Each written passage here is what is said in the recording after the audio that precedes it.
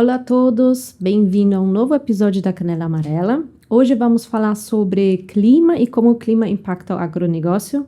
Eu trouxe um especialista que é formado em geografia, meteorologia e especializado em meteorologia para o agronegócio, como o clima impacta o agronegócio. É o Lanzo Erques, seja bem-vindo. Oi, Sara, tudo bem? Obrigado pelo convite. Vamos ver o que o clima reserva essa parte de commodities, de modo geral. Isso mesmo. Eu acho que só mais difícil do que projetar o clima é projetar o câmbio. mas, enfim, o clima é, né, obviamente, a principal variável que impacta como, né, as safras vão se comportar e tudo no agronegócio. Podemos começar, talvez, né, com um curto prazo, porque agora o que todo mundo deve interessar, como será o clima para o desempenho da segunda safra de milho, agora na safrinha, e depois, talvez, olhando um pouco mais no horizonte para frente. Tá.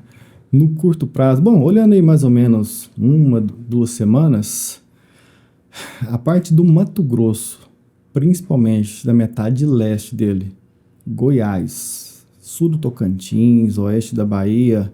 Eu vou mencionar também o noroeste de Minas Gerais, que acaba que tem uma área boa produtiva ali.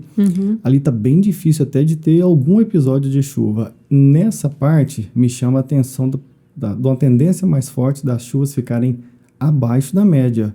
De até fechar o mês de maio, desse início de junho, as frentes frias que estão sendo colocadas não consiga gerar instabilidades para essas áreas. Esse é um ponto de atenção. Por outro lado, Mato Grosso do Sul, Paraná, até no sul de São Paulo e toda a região sul, aí sim, tem mais frentes frias para passar. A gente teve alguns eventos agora que já levaram chuvas para essas áreas e até para esse final de maio agora tem mais chuva para essas áreas também. Então, os produtores dessa região, pelo menos uma chuva ainda é mais possível acontecer e com uma distribuição interessante. Para essas outras áreas que eu mencionei primeiro é que está mais difícil e aí acaba que isso é um pouco mais assim do grosso que tem das áreas produtivas pensando em segunda safra. Sim. Talvez no Mato Grosso é que seja um pouco mais difícil nessa região de Querência, Paranatinga, Nova Mutum, ali tá mais difícil. Grandes regiões produtoras, então poderíamos ver uma redução da produtividade ainda?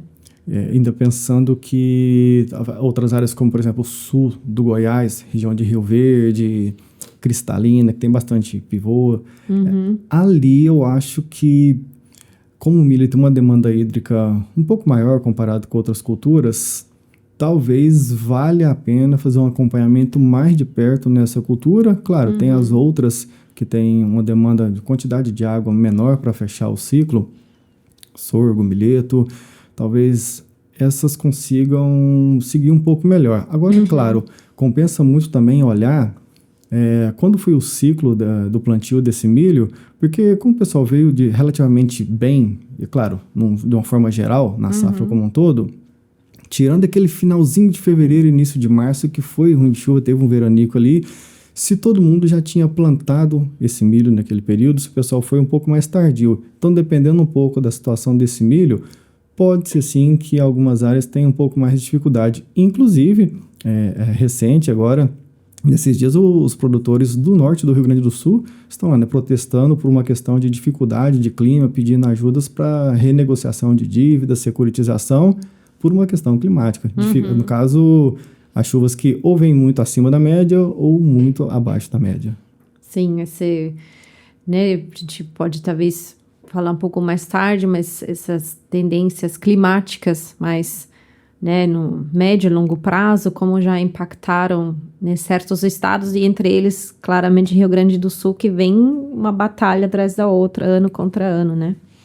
E para o segundo semestre, que já impactaria né, o plantio da soja e também a primeira de milho, tem alguma previsão? Porque eu vi que no NOAA, né, que faz previsões de Laninha, El Niño, enfim, já sobe novamente a possibilidade desses dois fenômenos, da Laninha um pouco mais, e basicamente eu vejo não tem mais neutro, quase nenhum ano.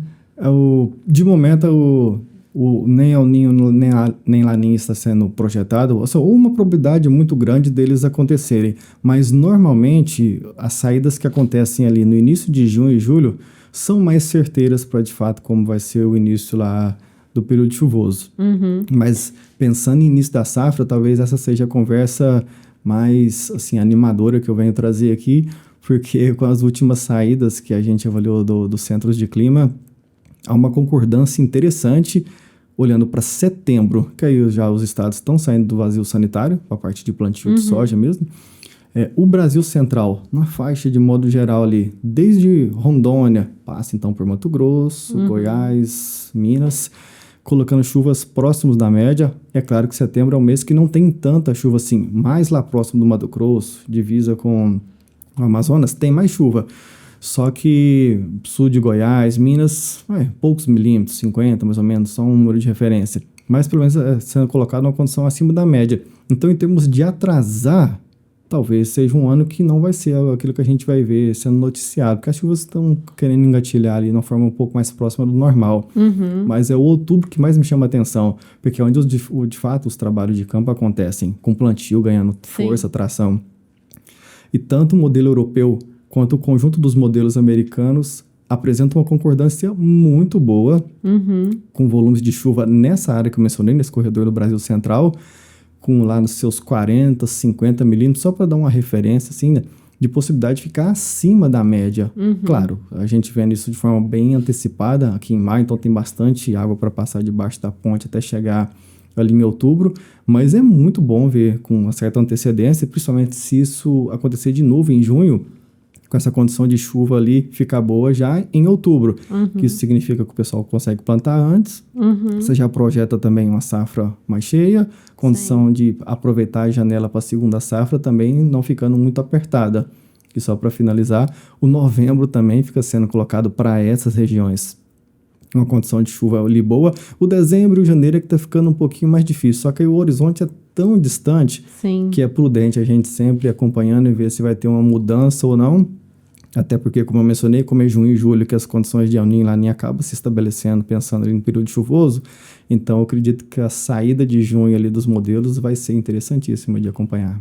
Legal. Então, por enquanto, tem boas perspectivas ainda para o segundo semestre, né, que deve incentivar os produtores, porque, né, a relação de troca já está sendo mais difícil, principalmente para a soja.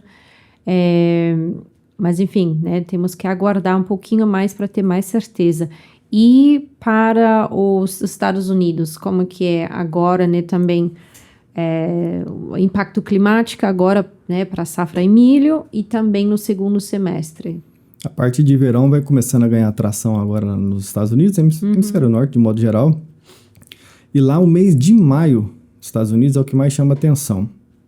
Na parte ali do sul, do Mississippi, de modo geral, é onde está um pouquinho melhor de chuva. Quando a gente olha o Corn Belt, de modo geral, está levemente abaixo da média, mas é leve. Tá. Por que eu estou mencionando isso? Obviamente, quando a gente olha para frente, mas com qual condição que a gente veio? E nos últimos 90 dias, as chuvas, de modo geral, não estão ruins lá nos Estados Unidos, com anomalias muito abaixo da média ou uma área muito chuvosa. Está ali, eu diria, margens aceitáveis em termos de acima ou abaixo da média. E aí o maio é o que está um pouquinho mais diferente por conta dessa divisão de áreas ao norte um pouco menos chuvosa e ao sul que está um pouquinho melhor. E junho, julho, agosto não tem algo muito incisivo de chuvas acima ou abaixo da média.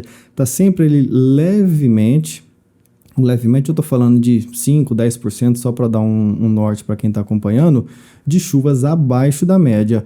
Mas ainda assim eu estou enxergando que é uma margem que não vai ser um assunto para a gente começar a falar de possibilidade de quebra, produtividades muito abaixo do esperado para essa condição, porque aí eu estou falando de poucos milímetros. Suponhamos que é um mês que tem ali 200 milímetros em alguma região, né, que chove no mês, então você está falando que está chovendo 20 milímetros a menos, então isso não chega a fazer aquele preço.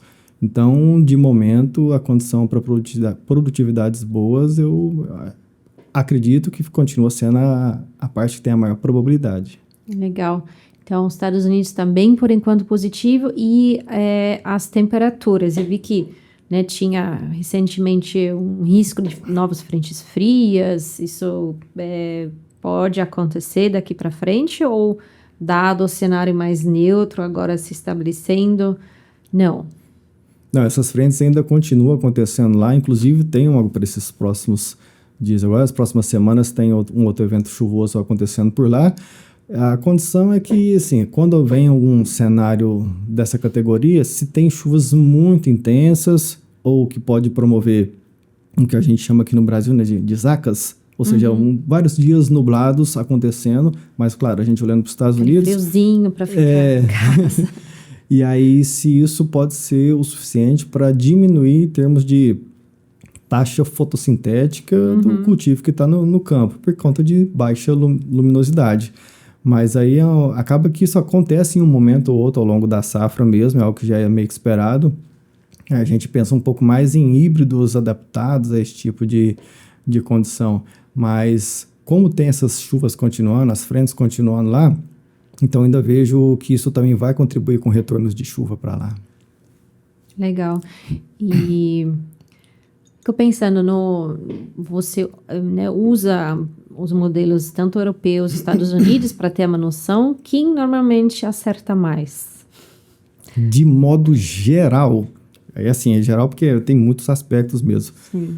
Eu enxergo que o europeu acerta mais. Ok. Mas eu gosto muito do americano, tanto olhando para os próximos dias quanto para os meses, ele capta alguns sinais antes do ECMWF, por exemplo. Então, se a gente tem uma condição de frente fria para daqui 12 dias, só um exemplo. Nesse momento, o europeu ele meio que não vê tanto assim, né, esse fenômeno, ele demora um pouquinho mais. O GFS já coloca ele um pouco mais. Então, o GFS meio que me antena um pouco melhor do que está acontecendo. No curto prazo, talvez. E aí, na hora que vai se aproximando, o ECMWF se aproxima, eles vão caminhando junto, e aí, na hora de acertar mais ou menos a posição, assim, eu gosto um pouco mais do ECMWF.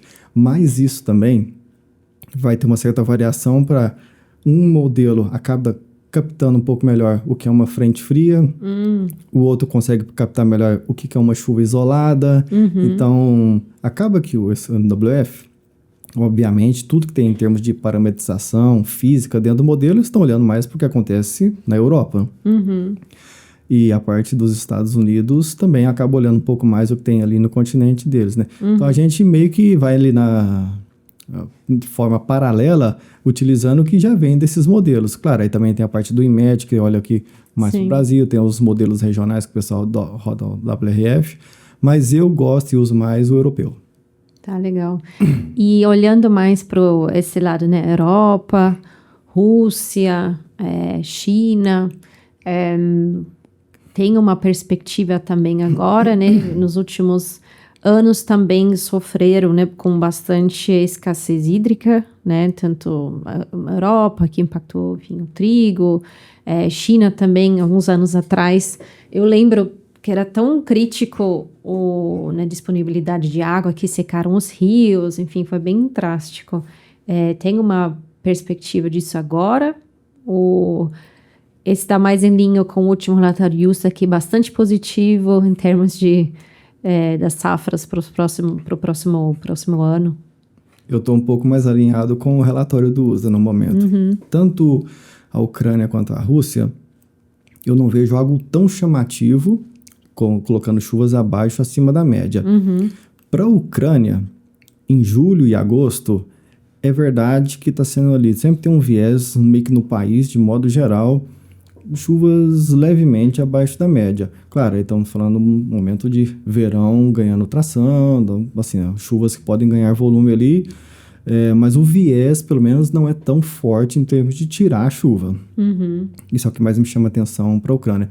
Para a Rússia, agora em maio é o mês que está mais interessante. A parte mais central do país está pegando mais chuvas e, de modo geral, olhando para frente, aí também vai ficando sempre ali meio que uma regiãozinha ou outra, tem um pontinho ali ficando abaixo ou acima da média, mas tudo está girando muito próximo da média. Sabe aquele cenário que tira muita chuva ou coloca muita chuva, por exemplo, como a gente via chuvas no Rio Grande do Sul, muito volumosas, tal.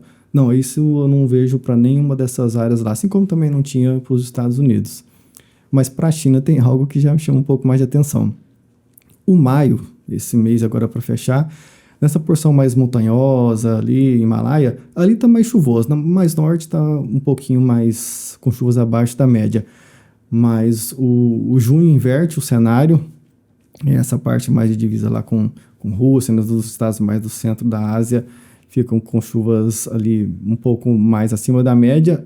E quando a gente olha para julho e agosto, são 2 meses que grande parte do país, olhando pelo conjunto dos modelos, principalmente o NMME, que é o conjunto dos modelos lá dos Estados Unidos, coloca que a China tem condição para receber chuvas ali acima da média, junto com a Índia. Claro, acaba que só porque estou mencionando porque está ali próximo, mas está, de certa forma, reforçando que há uma condição mais chuvosa acontecendo por essas áreas lá. Então, justamente, você pensando que Rússia e Ucrânia não tem algo tão forte assim, os Estados Unidos não vem tão mal, e a China tem um pouquinho de chuva, é provável então que tenhamos um pouquinho de oferta para vir aí de termos de produtividade, maior volume de fato acontecendo. O que me chamou a atenção é, enfim, os estoques globais de milho estão bastante baixos, né, dado o cenário, né, do ano anterior, que os preços de soja, né, tiveram melhor desempenho, então teve a troca, né, do milho pela soja, e a demanda pelo milho veio forte, tanto internamente, externamente. Internamente está crescendo, né? E etanol, proteína animal. Então, a gente está prevendo para o próximo ano um aumento forte, né? E o USDA trouxe a primeira vez um aumento de milho, mas que está sendo acompanhado por um consumo forte. Então, os estoques continuam baixos. Vão ser um dos estoques sobre o uso globais mais baixos, acho que eu vi nos últimos 9 anos. E aí, né, enfim, agora perspectiva clima boa, mas se acontece alguma coisa, já, enfim, só assim, mais provável para um cenário pior do que melhor, né? E você tem uma noção, assim, historicamente, quais safras, né, o milho ou soja normalmente sofreram mais? No ano de... Bom, o 23 e 24 foi bastante difícil pela intensidade do El Niño. Então, chuvas de modo geral no Brasil central foi mais difícil. O pessoal acaba que hoje está virando muito a chave para a produtividade. Eu acompanho, né, pelo menos a parte da clientela, pensando na soja como a primeira safra.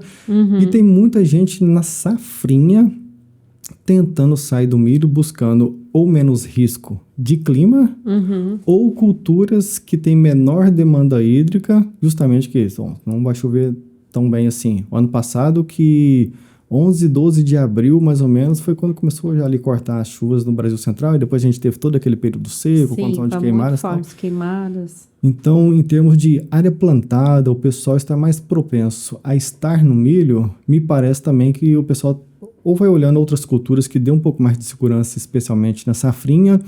E na primeira safra, a questão do valor que está sendo negociado a commodity talvez seja das informações que eles utilizam para tomar essa decisão. Considerando que no início da safra passada o milho tinha um valor bem mais baixo, lembrando que, né, vendo o gráfico aqui agora na minha frente, e que melhorou muito de uns tempos para cá. Agora está meio invertido, né? Assim, relativamente. Isso. Então, se a gente tem essa condição de clima bom, pode ser que tenha algum produtor que queira, né, eventualmente, considerando o preço, propensão dele gostar, conhecer mais da cultura, querer mudar. Mas na consideração que você menciona que os estoques estão mais baixos, se eventualmente a gente continua, então, com essa direção que talvez o pessoal queira um pouco mais da soja, e o pessoal saindo um pouco mais agora da safrinha, com condição para Mato Grosso um pouco mais seco, pós-período, dessa forma parece que fica um pouco difícil de enxergar uma queda mais significativa, por exemplo, em preço de milho, já que a gente talvez não tenha tanta oferta, assim, né? Isso mesmo. E historicamente, enfim, acho que a maioria do nosso público já sabe, é feito El Niño, Laninha, mas se puder explicar um pouco mais o que é cada um dos fenômenos e como que é o impacto da média histórica no Brasil nas regiões.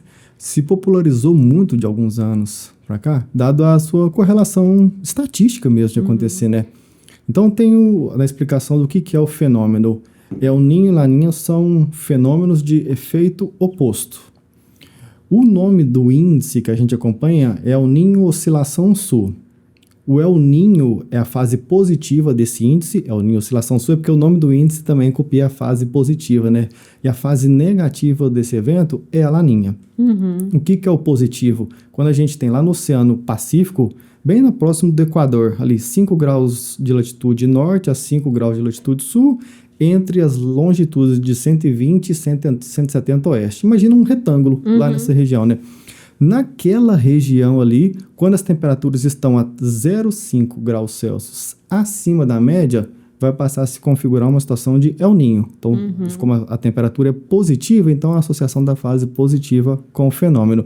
E tudo que eu disser, de forma contrária, é para a Laninha. Então, se tiver menos 0,5 graus Celsius, passa a se configurar uma continuação da fase negativa desse fenômeno, que vai ser a Laninha.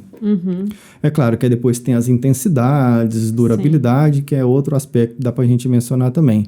Aí, quando isso acontece durante o período chuvoso, aqui na América do Sul, quando tem uma fase positiva, uma condição de El Niño, ela vai favorecer que mais instabilidades, chuvas volumosas, ocorram na porção mais sul do Brasil, Uruguai, Argentina.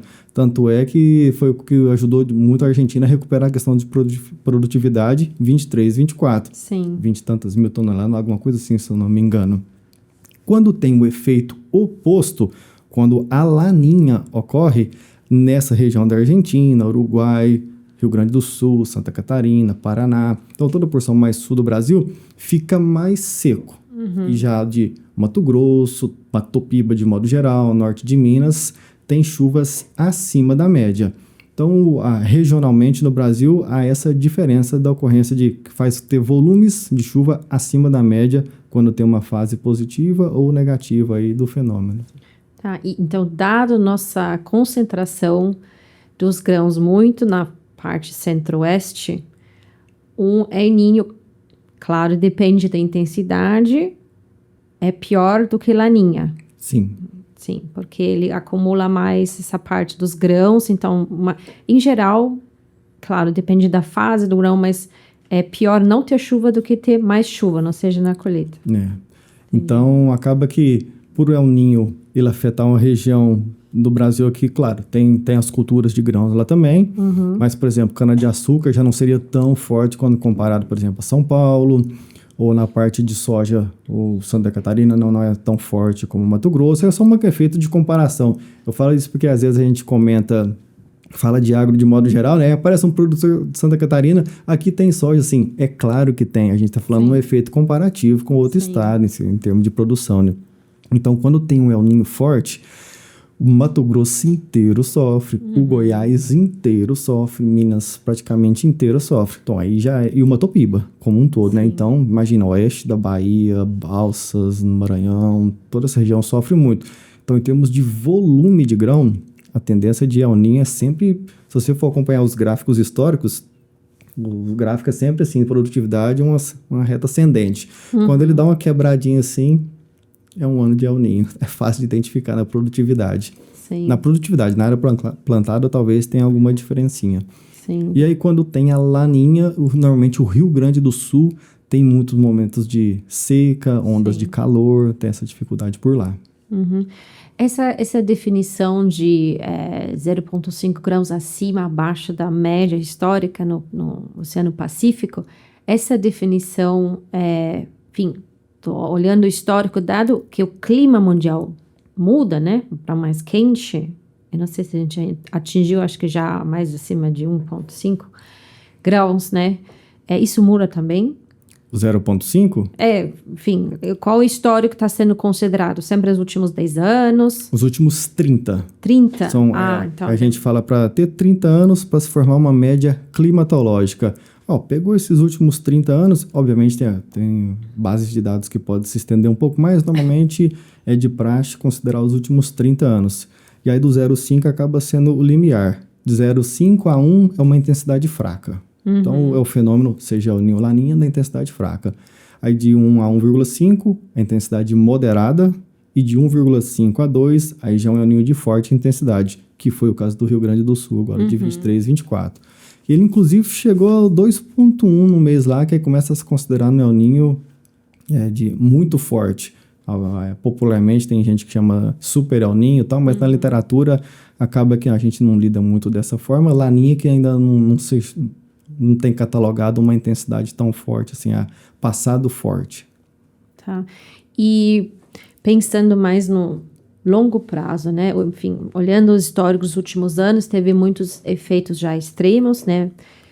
Teve Laninha, El Niño e impactou, né, a produtividade de certas regiões.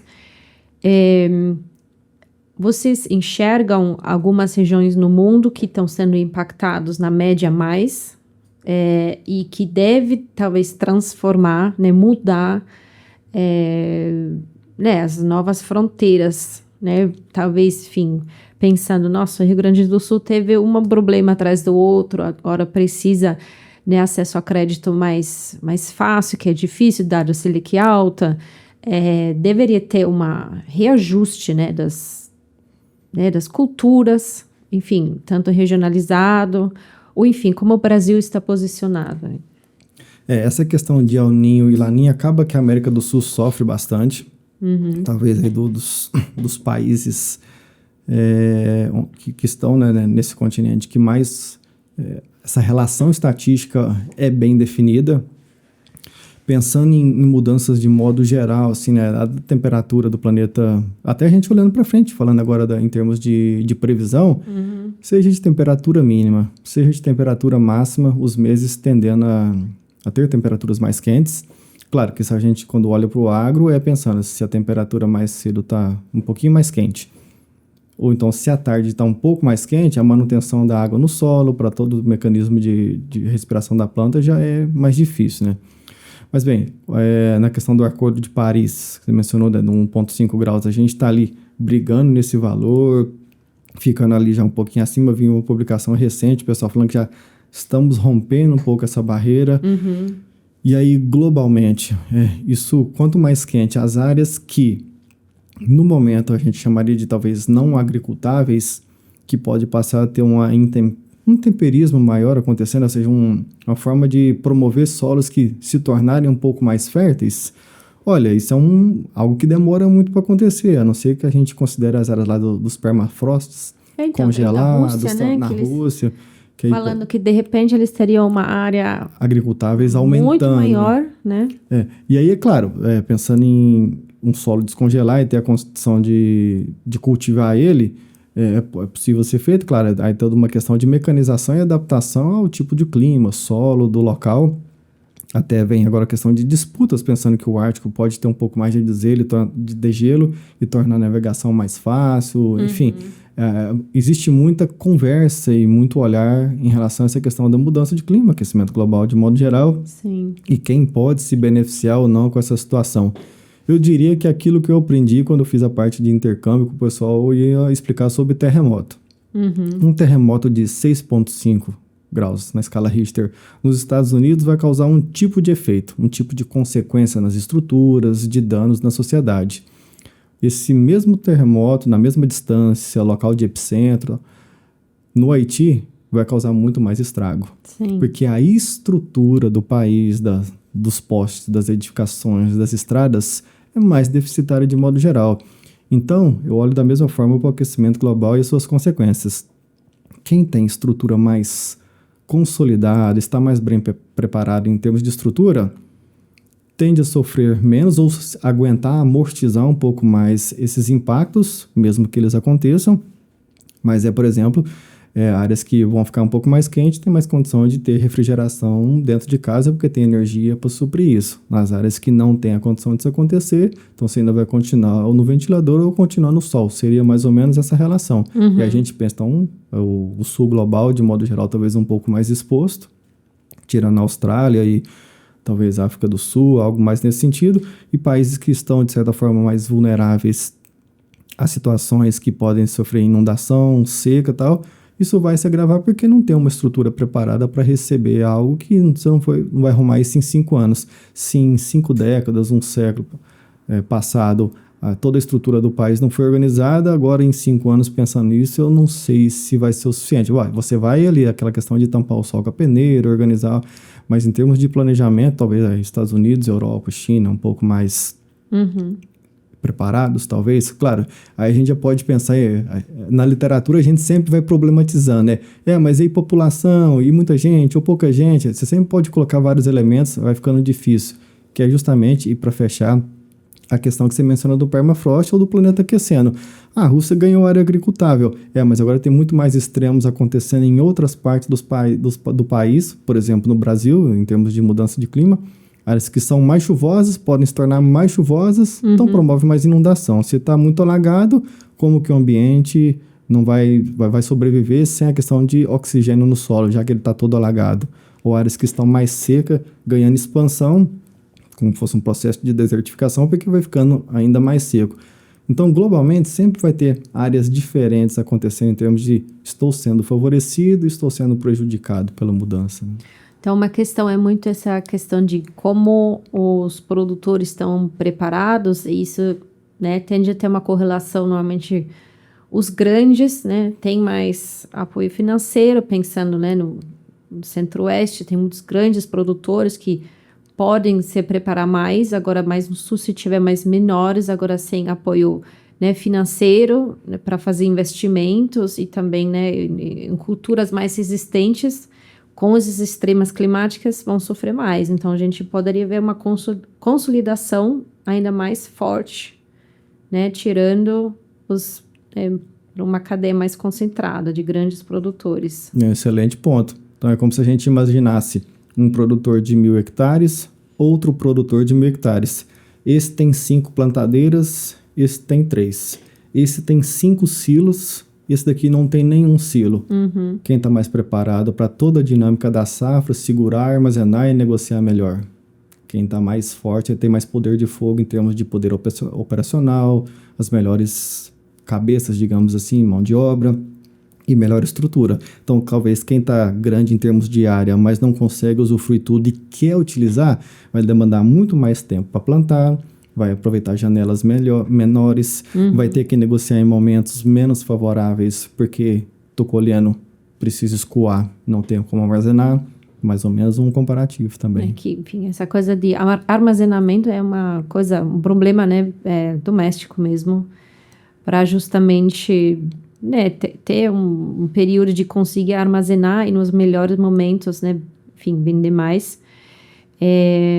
Sim, com certeza. E em termos de culturas, o rendimento das principais culturas, né, que você acha, quais culturas, por enquanto, estão mais preparadas? Enfim, né, futuramente, milho, soja, cana, enfim, café. Sem ser tendencioso e não querendo ninguém mudar de cultura. Mas assim, a cana-de-açúcar por si só, ela tem uma certa robustez, tanto é que agora que a gente está indo para o período seco, o pessoal planta agora e ela aguenta todo o período seco, né? Mas como eu também já trabalhei em usina de cana-de-açúcar e conheço bastante do processo, eu sei da quantidade de subprodutos utilizados para a cana. Isso é um diferencial para ela e também pela adaptação em questão de climas desde o litoral do Nordeste a áreas mais frias de São Paulo, ela está lá firme e forte. A cana me chama a atenção em termos de resiliência e também pela forma, a versatilidade que ela é absorvida no mercado. Então tem o álcool hidratado que vai para a bomba, que é o etanol. O álcool anidro, que é o adicionado na gasolina, que inclusive está tramitando em questão de congresso, aumento do percentual lá, né? Então, já um outro olhar também. Claro que aí pode entrar um pouquinho de competição com milho e tal, né? Mas também é outra conversa. Aí tem os álcoois utilizados para a parte de farmacêutico e cosméticos. Tem produto tipo exportação, produto que serve para asfalto, não sei o que. Então, tem aí a parte do açúcar, o mascavo, sim, o normal, o cristal, né? O refinado, o líquido que é utilizado para essa parte das fazer doce das grandes empresas. Então, tem muita utilização. Então, por mais que a gente olhe, nossa, o álcool vai perder força, o açúcar absorve bastante parte lá depois. Então, isso me chama um pouco a atenção. Agora, o milho, ele que, assim, eu também enxergo ele que tem uma certa outra versatilidade, porque acaba que, obviamente, ele é utilizado para a parte de ração, toda a parte de exportação, e não vai ser na festa junina que a gente vai conseguir comer todo o mingau, pamonha que vai ser gerado, que é um outro tipo de milho, um outro tipo de produto voltado para isso, né? Só que a parte do etanol, eu tô vendo que tá ganhando um pouquinho mais de tração, Muito. usinas voltado para milho. Então, isso é um outro ponto que eu acho que dá um pouco mais de força pro pessoal. Não, eu tenho uma outra possibilidade aqui com o milho. Dá para armazenar, né? Do cana, tem que na hora da safra, aí tem que usar. O milho dá para, enfim, armazenar se tiver armazém, né? A cana, ela tem um probleminha que quando chove muito, o operacional trava bastante. Então, tem alguns momentos, assim, no que março, fevereiro, que pode travar um pouco. Novembro também. Enfim, mas acaba que é um ponto bem particular da parte da cana. Sim. O café é outra coisa que me agrada. Me agrada porque o povo, as pessoas, assim, vão utilizando bastante do café, beber no dia a dia ali, né? Então, questão de gosto popular por consumir um produto, e se o pessoal quer consumir, então eu posso continuar produzindo. A questão do café... Demora muito, né? É que ele demora, assim, eu plantei, lá, né, 3 anos, alguma coisa assim, para começar a produzir, e é uma planta que ela vai ficar ali, perene, vai ficar ali por um tempo, até a cana também tem isso, né? Você faz o corte, mas depois ela nasce, que é diferente da dinâmica de milho e soja que a gente tem que plantar todo ano, né? Sim. E esse café sofreu muito com essa questão do El Niño, né? Tá muito baixo, então vai demorar até os estoques globais se recuperarem. Esse é um ponto, porque assim, se a gente vai para um outro meio do ano agora, o meio do ano é um momento meio difícil para café, porque você fica de olho, nossa, será que vem geada? Nossa, mas se não chover também, daqui a pouco pode vir uma queimada. Então, e aí, se vier uma queimada, eu perco todo o cafezal para 3 anos para voltar a produzir. Então, ele é mais melindroso, só que também o produtor de café, como ele sabe que demora muito tempo a produzir e tal, então ele tem aquela coisinha de preciso cuidar. Preciso cuidar, então, de repente, ele é um pouco mais preparado em termos de estrutura de solo, de acompanhar a safra. Existe, parece que um zelo assim, a mais pela questão de café e na questão de, considerar em termos de estoques e termos de preço, que até andou corrigindo um pouco, mas o tanto que subiu também, então, para voltar, isso ainda para mim vai anos e anos, não tendo nenhum azar climático. Sim. E que aí também é um pouco difícil, porque se a gente for querer mais 2, 3 anos de safra de modo geral, lá para 2027, 2028, nenhuma geada ou nenhuma possibilidade de queimada em nenhum cafezal, bom, é meio difícil. Então, muito difícil, sim. Já tem isso daí para ser considerado também. E por fim, a soja, que talvez essa tenha uma flexibilidade um pouco melhor de adaptação. O produtor que está ali crescendo muito, a questão de área plantária, o pessoal utilizando, talvez na hora que ele olhar e o preço não está compensando, seja por insumo, seja na hora de venda, a adaptação dele talvez poder ir para outras frentes, acho que pode acontecer, embora para mim quem na verdade perdeu muito espaço nos últimos tempos, de modo geral, é a pecuária, aquela mais extensionista de campo, até a parte de confinamento ganhou um pouco mais de espaço, né? Sim. A gente lá no Triângulo Mineiro, por exemplo, a gente vê que as outras culturas ganharam muito espaço em detrimento da pecuária. Então vem cana-de-açúcar, os cítricos chegando também. Então talvez, em termos de mudança de área, a soja talvez tenha uma certa flexibilidade, o pessoal possa mexer um pouco. O café eu acho que quem está meio que continua assim por confiar bastante no projeto de longo prazo. O milho para mim acompanha um pouco também nessa questão de porque choveu muito ali ou uma chance de granizo vai mexer. Não, eu acho que o pessoal do milho também meio que... Acho que até existe um certo... Gosto de mexer com o milho, assim, né? Eu tive parentes que o pessoal gostava de mexer com milho. Isso era um gosto, era uma particularidade deles. E na cana, que é um grupo que normalmente quem mexe com cana, tá com grupos que são mais bem consolidados financeiramente, tem usina, então há robustez financeira também para passar por momentos mais difíceis. Talvez a cana seja o que ganharia um pouco mais de espaço pela resistência do tipo da cultura e a força dos grupos em si, em termos financeiros, de se manter. Tá, perfeito. Então, mas resumindo, cada vez exige mais preparação, acompanhamento no mercado, né? Se profissionalizando, preparando, né, os solos, enfim, talvez por outros tipos de bioinsumos, né? E culturas mais resistentes, adaptados às regiões, né, que são, né, dispostos a ter mais risco. Uhum. Né? Existe o zoneamento de risco climático, lá que chama ZARC, que é justamente vendo a adaptação que tem cada cultura para a variação de temperatura, a quantidade de chuva que acontece na média para aquela região, para justamente, não, abacaxi não dá para plantar nessa região aqui, ou então é muito difícil, a produtividade é muito baixa. Então, se o risco é muito alto, vamos para uma cultura que seja mais fácil. Então, se a temperatura ou o regime de chuvas vai mudando, o pessoal pode, a ZARC justamente pode mudar. É claro que isso leva tempo para fazer novas análises. Mas eu que trabalho assim com clima já há alguns anos, eu vou te dizer que eu já passei por perfil de produtores diferentes.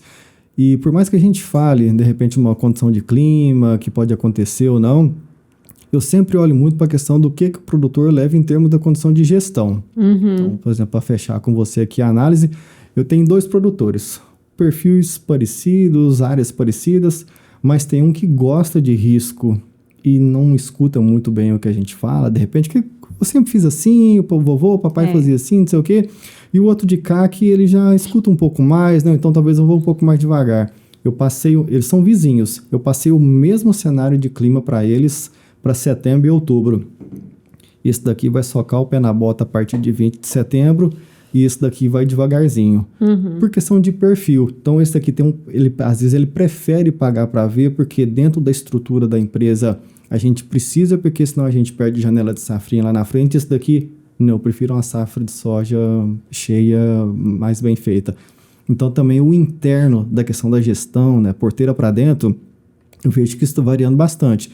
E aí é de propensão a risco, da forma como gosta de tocar o negócio, ou da expertise de quem está envolvido no modelo, porque acha que a rentabilidade está mais aqui e ali. Então isso também varia bastante. O clima ajuda, a gente tenta contribuir ali, mas a gente vê que tem esse estilo, esse feeling diferente de produtor para produtor.